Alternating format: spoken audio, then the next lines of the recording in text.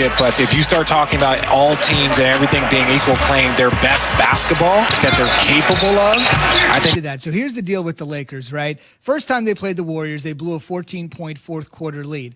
If you were watching the game last night, I presume both of you were, really wasn't worried about that. They were up 20 at the end of the first quarter. They're up 29 at the half, with or without AD. LeBron asserting his dominance in a dominating win over the Dubs. And that's when I finally got up out my chair and went upstairs and left everybody downstairs, and they was wondering, why did I just leave? Man, that thing was over in the second quarter. It's like, I'm not coming back down there, Jay. Game over. I'm upstairs now. It did lead me down this path, though, Key, because as I'm watching Dennis Schroeder, and he played his tail off last night, there's a difference when him and LeBron are on the court together. But if it's just LeBron and Dennis Schroeder, and say for some reason AD doesn't come back, it made me think about, man, even if Kevin Durant doesn't come back for Brooklyn, just with James Harden and Kyrie Irving, I think that's enough for them to win a championship. I don't think that's the case for the Lakers. Now, you can say that's because the Lakers are in the West. The gauntlet's a little bit different in the West. But I think with the way Kyrie and James Harden play together in the East with teams like Milwaukee, even if Philadelphia is playing really well with Joel Embiid and Ben Simmons, I think that's enough for the Nets to come out of the East and potentially win the whole thing, even if they didn't have Kevin Durant. See, I feel like the field is even all the way across the board. If for some reason, like you said, AD is not back, I think the Lakers they take a dip, and the field becomes somewhat even. Neutral. Yeah, I think when you think about it, the Clippers, I mean, obviously Paul George, if he's healthy, he's cooking, and Kawhi and they look like poop the other night against Milwaukee. I mean, yeah, yes. I mean, every now and then we all have a stinker here and there. True, but I think that they'll be pretty even with the Lakers, Utah, Denver. You know, and then you start talking about Phoenix. What is that going to be? Portland. But then when you get in the East, for me, the two teams are still the two teams. It's the Sixers and the Nets, or the Nets and the Sixers. You don't got Philly up there? You don't got Milwaukee in there? I mean, you said the Sixers, I'm sorry, right? Milwaukee? You don't have Milwaukee in there? I just don't trust Giannis like that, though, man. Maybe I mean, look, he shot. I mean, he had a game-changing dunk the other day in that game against the Clippers. But still, the Clippers were playing a dude at the free throw line. Giannis was at the three-point line, Key. I've never seen it. It's so disrespectful. I wonder what the equivalent would be as far as somebody guarding you as a wide receiver. But Giannis was at the three-point line, and dudes were playing him at the free throw line, saying, "Go ahead, if you want to beat us, go ahead and shoot it." Well, what would be to that is people trying to get in your face in football and try to press you because they feel like you're not going to run by them. But then they wind up getting cooked, and then they, because they misjudge the situation, right? I mean, that's kind of how that goes. But you think about, and the reason I say I like Giannis. It's like it's like food, right? You could get a burger that you like. You're like, oh man, I'm fired up for this burger. You go and you get it. And he's like, well, man, I could have just went to McDonald's and been cool. Because in the end, it didn't give you that satisfaction like you thought. And I think that is the way I look at Giannis. I'm fired up for it. Then in the end, when the playoffs come, it's like, well, man, what did you expect? Well, because you know what it's going to be. And look, well, at least that's what it's been, right? I mean, they did try to add Drew Holiday. It was his first game back yesterday, even though he didn't play well, COVID tracing, things of that sort. I do think he gives them an extra dynamic down the stretch, but I don't think it's enough for Milwaukee. I think Milwaukee kind of reminds me of the same team they were last year. I think it will come down to Philadelphia and the Brooklyn Nets. Not having AD, man, he's such a game changer because that's LeBron James peanut butter and jelly. That's peanut butter and jelly 2.0. If LeBron and D Wade were PBJ, the first version, like this is the next iteration of that.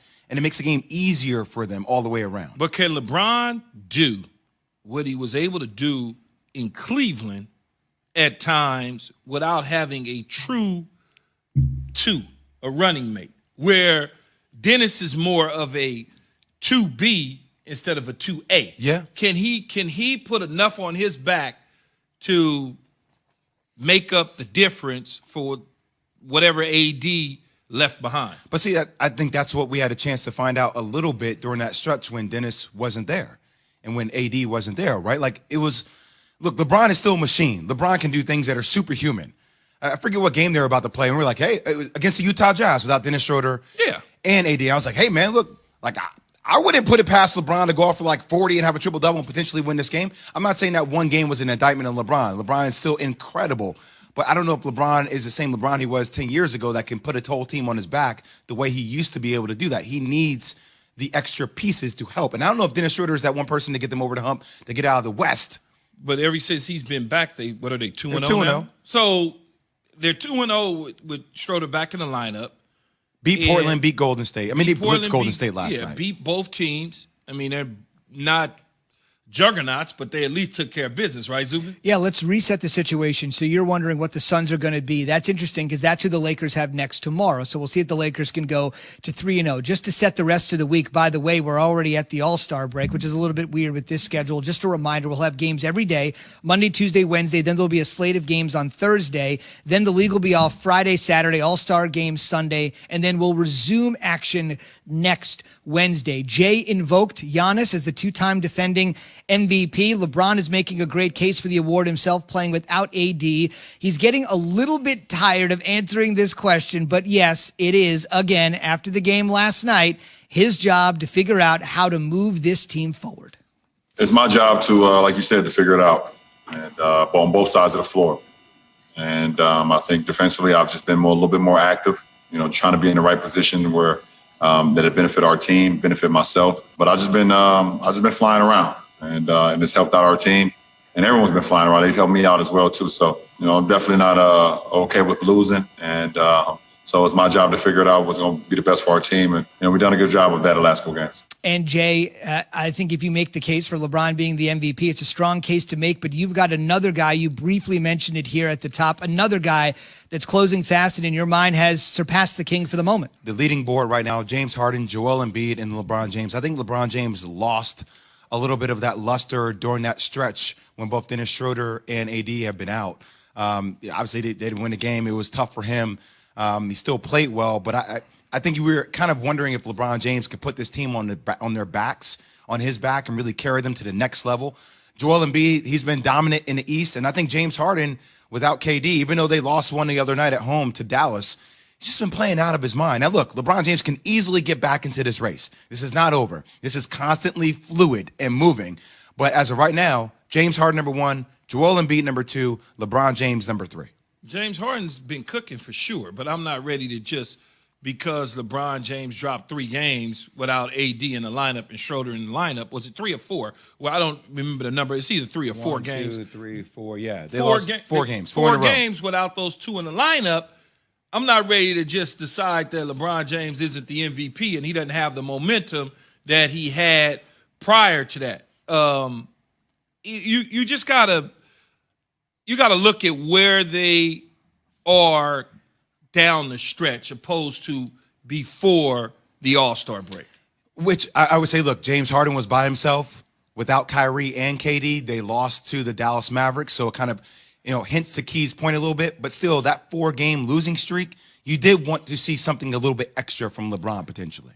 You guys did bring some anecdotal things to the table there on Harden. Let me just be the guy that didn't play. Let me give you the statistical notion. Really? For what? You didn't play? It's hard to believe. If you're listening on the radio, you probably can't tell. But it's one of those things where I would say this is the number one reason for Harden for MVP right now.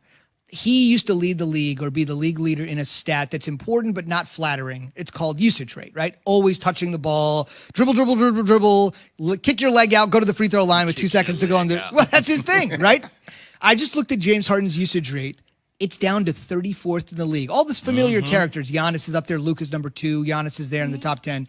Harden's at 34. He has to share the ball with Kyrie and Kevin Durant, yet he's still making a huge impact. So if you can evolve your game doing something different than you used to do your entire career, to me it says you're definitely evolving as a player. That could be, in my opinion, the best argument for him. One last NBA note.